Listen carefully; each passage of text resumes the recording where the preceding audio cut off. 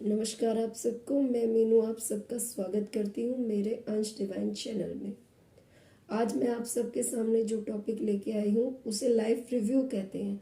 Life review का मतलब है कि इस जन्म में जो भी हम अच्छे या बुरे कर्म करके गए, उसके बाद जब हम ऊपर जाएंगे और जब ऊपर हमारा अच्छे और बुरे कर्मों का जो लेखा जोखा होगा, उसका हिसाब होगा। आज मैं उसके बारे में बात करूँगी, वो कैसे होता है।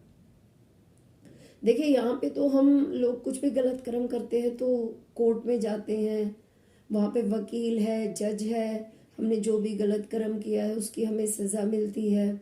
यहाँ तो ये सब इसी तरह होता है।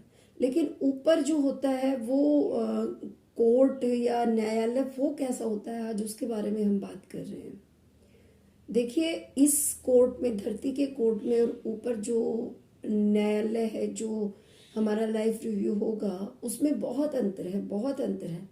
पर ये कुछ कुछ स्थिति आप वैसे ही समझ सकते हैं अगर किसी को समझ ना आए तो।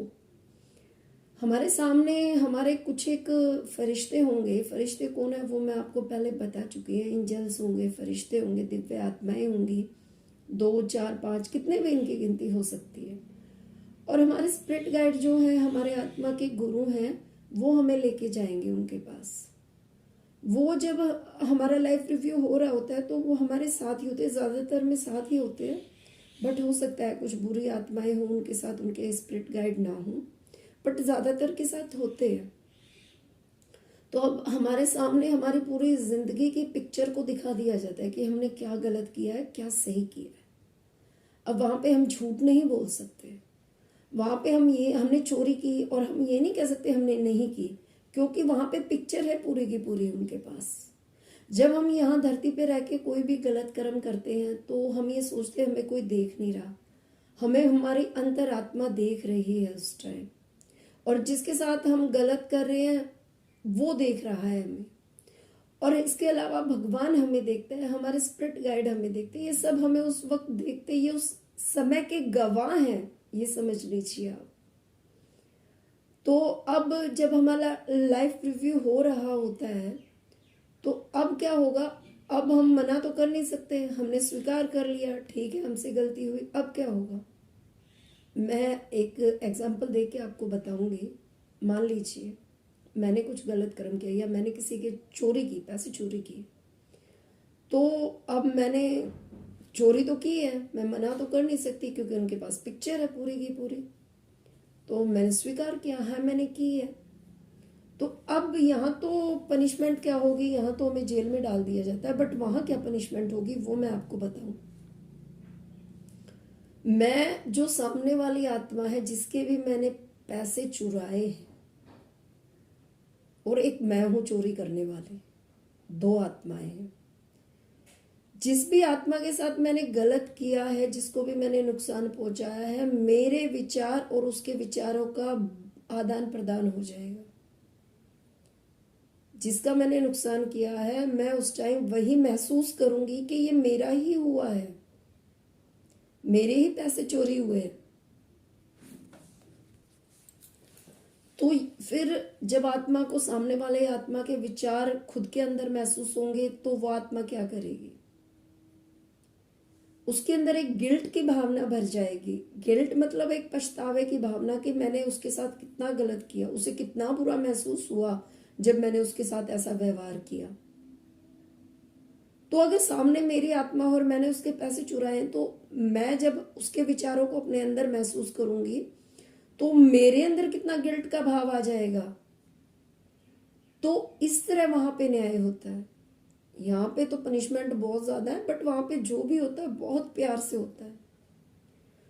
और जो गलत करने वाली आत्मा है उसके अंदर इतना गिल्ट और पछतावा होगा, तो वो आत्मा अब क्या कहेगी। अब वो आत्मा कहेगी ठीक है, मैंने उसका गलत किया, मुझे उसका पछतावा है, उसका दुख है, अब ये मैं खुद सहन करूंगी इस धरती पे आके। तो अब जो लाइफ साइकिल बनेगी, जो अगला जन्म बनेगा, या जब भी हमें वो कर्मा बैलेंस होने का टाइम आएगा, तो अब वही आत्मा जिसने गलत किया है, या मेरी आत्मा, मान लीजिए मैंने खुद का एग्जांपल दिया था, मैंने चोरी की है, तो अब मेरी लाइफ में मैं दोबारा जन्म लेके इस धरती पे आई, तो वो जो पैसा था मैं खुद उसका नुकसान सहूंगी, या तो वो जिस आत्मा का मैंने लिया था, चोरी किया था, उसे किसी भी तरीके से मैं वापस लौटाऊंगी। वो हो सकता है मेरा चोरी हो जाए, या हो सकता है मुझे व्यापार में घाटा हो जाए। मतलब वो इसी तरह से होता है कि भाई ठीक है, उसका नुकसान मैंने किया, अब अगले जन्म में मैं तैयार हूं ये नुकसान खुद सहने के लिए। आत्मा इस तरह अपना न्याय खुद ही चुनती है। वो यहाँ पे वो तो सिर्फ हमें दिखाने वाले हैं, लेकिन आत्मा जो है खुद ही वकील है, खुद ही जज है, खुद ही दोषी है। जो भी है वो खुद है, खुद ही चुनेगी वो अपना नुकसान भी। ठीक है, मैं इस नुकसान को कैसे सहूंगी। तो आत्मा में इतनी पावर है, बट वहां जाके वो इतनी साफ भी है कि वो अपने कर्मा का बैलेंस करने के लिए भी तैयार है और वो नुकसान सहने के लिए भी तैयार है। ये हमारे जन्म से पहले का है। और हम फिर यहाँ पे हम दोष देते हैं कि हमने ऐसा चुना ही क्यों। चुनने वाली मैं खुद हूँ, मेरी आत्मा है। हम अपनी लाइफ में जो भी गलत या सही चुनते हैं या देखते हैं वो हमारे कर्मों का बैलेंस होता है, और उसको चुनने वाले भी हम खुद ही होते हैं। तो देखिए, मैंने एक एग्जांपल देके आपको बताया कि इस तरह से लाइफ रिव्यू होता है, और इसी तरह हम कर्मों का बैलेंस भी करते हैं। अब हम आगे आते हैं। हम लोग क्या सोचते हैं, हम जब इस दुनिया में हैं, शरीर में हैं, तो हम एक चीज और भी करते हैं। हम अंदर से कुछ है, बाहर से कुछ है। और ये मैंने बहुत से हमारे आसपास के लोगों को ये चीज, आपने भी देखा होगा, आपके आसपास लोग होंगे ऐसे।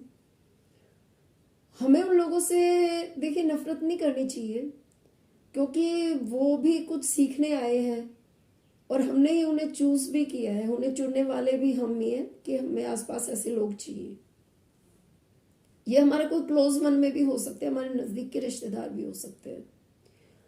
एक जीवात्मा जगत की नियम जो बुक है, इसमें ये जो दोनों लड़के हैं विस्पी और ऋतु, ये अपनी मदर को बताते हैं कि उनके कोई बहुत ही नजदीक के अंकल हैं, और वो अंकल अंदर से कुछ है, बाहर से कुछ है। तो वो अंकल क्या करते हैं, वो उन्हें मतलब बहुत अच्छा दिखाते कि मैं बहुत अच्छा हूं, तुम्हारे साथ खड़ा हूं। लेकिन जो ऊपर दिव्य आत्माएं हैं, हमारे एंजल्स हैं, हमारे फरिश्ते हैं, हमारे स्पिरिट गाइड है, हम हैं, तो अब हम क्या करेंगे। अब उन्हें तो सब पता चल जाता है। अब ये विस्पी ऋतु है, ये दोनों दिव्य आत्माएं ऊपर हैं, बट इन्हें ये पता है उनके चाचा कैसे हैं, अंदर कुछ है, बाहर कुछ है। तो अपने मम्मी पापा को अलर्ट करते, बता देते कि देखिए आप इनसे सावधान रहिए, ये अंदर से कुछ है और बाहर से कुछ है। तो अब उनके जो मम्मी पापा हैं वो इस चीज़ पे उनको विश्वास नहीं आता, पर वो खोजबीन शुरू करते हैं। तो उनके बच्चे जो कह रहे थे उन्हें विश्वास हो जाता है कि उनके बच्चे उन्हें सत्य बता रहे थे। तो वहां पे रह के जो भी हमारे मतलब के अपने हैं, कोई हमारा क्लोज वन अगर ऊपर है, तो उन्हें सब पता होता है कौन हमारे फेवर में है और कौन नहीं। हाँ, तो हम किससे छुपाएंगे।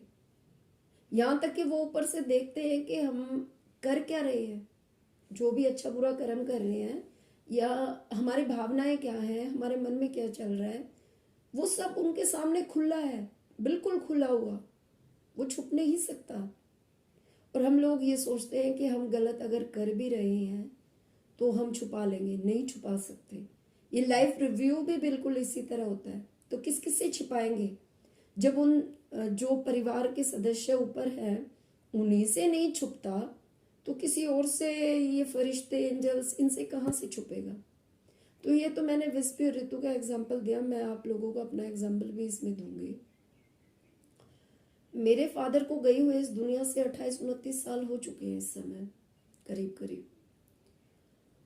और देखिए, हमारे जो ऊपर, जो भी हमारे ऊपर है, जो हमारे नज़दीक के हैं, वो हमसे बहुत प्यार करते हैं, और वो समय समय पे हमें ऊपर से मैसेज भी देते हैं। ये देखा जाता है कि सामने जो ऊपर आत्मा है उसका आध्यात्मिक स्तर क्या है, क्या वो इस लायक है कि वो अपने परिवार की मदद कर सके, क्या वो इस लायक है कि वो अपने परिवार को मैसेज दे सके, और क्या हम इस लायक है कि उनके मैसेज को रिसीव कर सके। इसमें सारी चीज़ें देखी जाती है।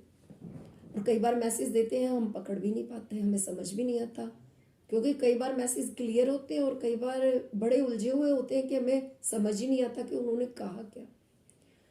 तो मेरे फादर को गए हुए इतना समय बीत चुका है, 27-28-29 साल का हो चुका है। तो शादी के बाद मेरे पापा कभी सपनों में नहीं आए थे, बट 3 अगस्त 2020 को रक्षाबंधन था और 3 अगस्त को मेरे फादर इस दुनिया से गए थे, 4 अगस्त को उनका अंतिम संस्कार हुआ था। तो इसलिए 3 अगस्त 2020 का रक्षाबंधन मुझे पूरी तरह याद है, क्योंकि उसके बाद हमारी लाइफ में रक्षाबंधन आया ही नहीं। आया पर हमारी लाइफ में नहीं आया, क्योंकि अंश जो 21 का रक्षाबंधन था 2021 का, उस समय तक हमारे साथ नहीं था। तो 3 अगस्त 2020 का जो रक्षाबंधन था, उससे ठीक 15 और 20 दिन के बीच, यानी कि हो सकता है वो 14 जुलाई की ही रात हो, मेरे फादर सपने में आए। क्योंकि मुझे करेक्ट डेट मुझे याद नहीं, बट हाँ इस टाइम के बीच हो सकता है, मैं एक अंदाजा लगा सकती हूँ मिला जुला के कि उस टाइम के आसपास की ही ये घटना है, 14 जुलाई के आसपास की है। तो मेरे फादर सपने में आए और वो मुझसे मतलब छुपा रहे थे, वो अपनी नजरें छुपा रहे थे, नजरें नहीं मिला पा रहे थे मुझसे। तो वो आगे आगे हर जगह जा रहे थे, मतलब छुपने की कोशिश होती है ना एक, जब जैसे किसी के अंदर कोई गिल्ट का भाव हो या कोई पछतावा हो, जब कोई किसी से नजरें नहीं मिला पाता, वो बिल्कुल इस तरह नजरें छुपा रहे थे मुझसे। तो मैंने अपने फादर का हाथ पकड़ा, वो एक जगह बैठे हुए थे, मैंने उनका हाथ पकड़ा। मैंने जैसे ही उनका हाथ पकड़ा, वो बिल्कुल मुझे टाइट झप्पी दे के रोने लगे और मैं बिल्कुल उनको इस तरह चुप करवा रही हूँ जैसे एक माँ अपने बच्चे को करवाती है। देखिए वैसे तो वो मेरे पापा हैं, पर मैं उनको बिल्कुल एक माँ जैसे बच्चे को चुप करवाती है ना, बिल्कुल उस तरह चुप करवा रही हूँ। वो बहुत जोर जोर से रो रहे हैं, वो कुछ बोले नहीं, बस वो रोते रहे। बस इतना ही मैंने उनको देखा। वो बेचारे कुछ मैसेज नहीं दे पाए, कुछ बता नहीं पाए उस समय। पर ये चीज उस वक्त क्लियर हुई जब अंश इस दुनिया से गया, यानी कि ठीक 1 साल पहले मेरे फादर को पता चल गया था कि मेरी लाइफ में ठीक 1 साल बाद क्या होने वाला है। आप इससे समझिए। तो वहां बैठी जो हमारी अपने परिवार के सदस्य हैं, उन्हें हमारे बारे में सब कुछ पता है कि हमारी लाइफ में कब दुख आएगा, कब सुख आएगा, पर वो हमें बता नहीं सकते, क्योंकि हर आत्मा की एक मैसेज देने की एक सीमा होती है। वो अपनी सीमा से बाहर निकल के हमें कुछ नहीं बता सकते, उनकी भी सीमाएं तय की गई हैं। लेकिन ठीक 4 से 5 दिन बाद मेरे फादर मेरी माँ के सपने में आते और हमारे ही किसी एक रिश्तेदार का नाम लेके वो अलर्ट करते हैं हमें कि तुम उसके घर नहीं जाओगे और वहाँ पे खाना भी नहीं खाओगे। मम्मी को साफ मना करते हैं वहाँ नहीं जाना। तो मम्मी ने हमें बताया, जिस तरह व्यस्ति ऋतु ने अपने फादर और मदर को मैसेज दिया, इसी तरह मेरे फादर ने भी हमें मैसेज दिया और उनकी सच्चाई भी हमारे सामने आ चुकी थी कुछ टाइम बाद, जिसके रिश्तेदार का उन्होंने नाम लिया था, बट फिर भी माफ कर दिया गया। तो इस तरह वो हमें मैसेज देते हैं और वो हमें हमारे कौन हमारे फेवर में और कौन हमारे खिलाफ है उन्हें सब पता होता है। वो हमें बताने की कोशिश भी करते हैं, पर हम कई बार समझ पाते हैं, कई बार नहीं समझ पाते, क्योंकि डायरेक्ट मैसेज को तो हम पकड़ लेते हैं, बट इनडायरेक्ट मैसेज को हम नहीं पकड़ पाते। और मेरे जो 2 एग्जाम्पल मैंने दिए हैं, जो मैसेज अंश के लिए इनडायरेक्ट था वो हम नहीं पकड़ पाए, बट जो भी रिश्तेदार का नाम उन्होंने लेके डायरेक्ट मैसेज दिया था वो हम पकड़ पाए। और हम सच्चाई तो बाद में बाहर आई, उनके मैसेज देने के बाद बाहर आई, बट हाँ अलर्ट जरूर थे हम। पर ठीक है, हर आत्मा यहाँ पे अपना कुछ ना कुछ सीखने कुछ सिखाने आई है, क्योंकि जो भी हमारे आसपास ऐसे लोग हैं जो नकाब ओढ़े हुए हैं, उन्हें भी हमने ही चुना है कि हमें हमारे आसपास ऐसे लोग चाहिए ताकि हमें संघर्ष हम कर सके। मतलब हम ऐसे लोगों को खुद ही चुनते हैं, हमें शिकायत नहीं करनी चाहिए कि हमारी लाइफ में ऐसे लोग क्यों। पर जब कई बार हम नहीं समझ पाते तो वहाँ ऊपर से, यूनिवर्स से, हमारे रिश्तेदारों से, हमारी मदद होती है। तो आज मैंने ये आपको 2 चीज़ें बताई, तो आप लोग भी गौर करिएगा। अगर कोई आपको मैसेज देता है तो ऊपर से उन्हें ध्यान से। अच्छा, एक चीज़ और है, आप लोगों को जो भी मैसेज है आप उनको लिखिएगा ज़रूर, डेट डाल के उन्हें लिखिएगा ज़रूर। तो बाद में आप लोग पाएंगे कि आप उन चीज़ों को लिखते, वैसे तो हम भूल जाते हैं, पर आप जब लिखेंगे ना तो आप चीज़ों को आपस में जोड़ के देख पाएंगे। क्योंकि बहुत से मैसेज हमें मिलते हैं बट हमें उन्हें लिखते नहीं हम लोग, और हम लोग भूल जाते हैं, और चीज़ें जब घटित हो जाती हैं तब हमें पता चलता है कि वो लोग क्या मैसेज दे रहे थे। ये 2 नए टॉपिक थे आज आपके लिए, आपको समझ आए होंगे। आप लोगों को कुछ भी समझ ना आए तो प्लीज़ आप लोग मुझे कमेंट करके पूछ सकते हैं। Thank you. ओम नमः शिवाय।